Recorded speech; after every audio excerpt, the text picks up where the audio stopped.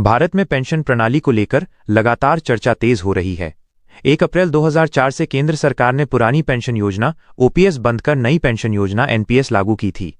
इस बदलाव ने सरकारी कर्मचारियों की वित्तीय सुरक्षा पर गहरा असर डाला।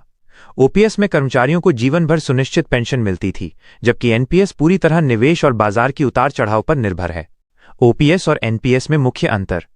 ओपीएस के तहत कर्मचारियों को अंतिम वेतन का एक तय प्रतिशत पेंशन के रूप में जीवन भर मिलता था। इसके विपरीत एनपीएस में पेंशन राशि निवेश और बाजार की स्थितियों पर निर्भर होती है, जिससे भविष्य अस्थिर और अनिश्चित बन जाता है। ओपीएस में पूरा वित्तीय भार सरकार उठाती थी, जबकि एनपीएस में सरकार और कर्मचारी दोनों का योगदान शामिल होता है। सुरक्षा के लिहाज से ओपीएस कर्मचारियों को भरोसेमंद पेंशन देती है, वहीं एनपीएस में भविष्य की कोई निश्चितता नहीं होती। कर्मचारी संगठन ओपीएस बहाली की मांग क्यों कर रहे हैं? राज्य कर्मचारी संयुक्त परिषद और अन्य कर्मचारी संगठन लगातार ओपीएस बहाली की मांग कर रहे हैं। उनका कहना है कि एनपीएस कर्मचारियों को आर्थिक असुरक्षा में धकेलता है, जबकि ओपीएस में पेंशन स्थिर और सुनिश्चित होती थी। संगठनों की प्रमुख मांग है कि कर्मचारियों को ओपीएस और एनपीएस के बीच विकल्प चुनने की सुविधा दी जाए। राज्य सरकारों की पहल।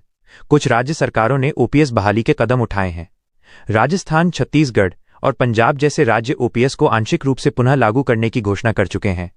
हालांकि इसके लिए राज्यों को वित्तीय संसाधन जुटाने और कानूनी चुनौतियों का सामना करना पड़ रहा है। कई राज्य केंद्र सरकार से स्पष्ट दिशा निर्देश का इंतजार कर रहे हैं। मुख्यमंत्री योगी और केंद्र सरकार का रुख।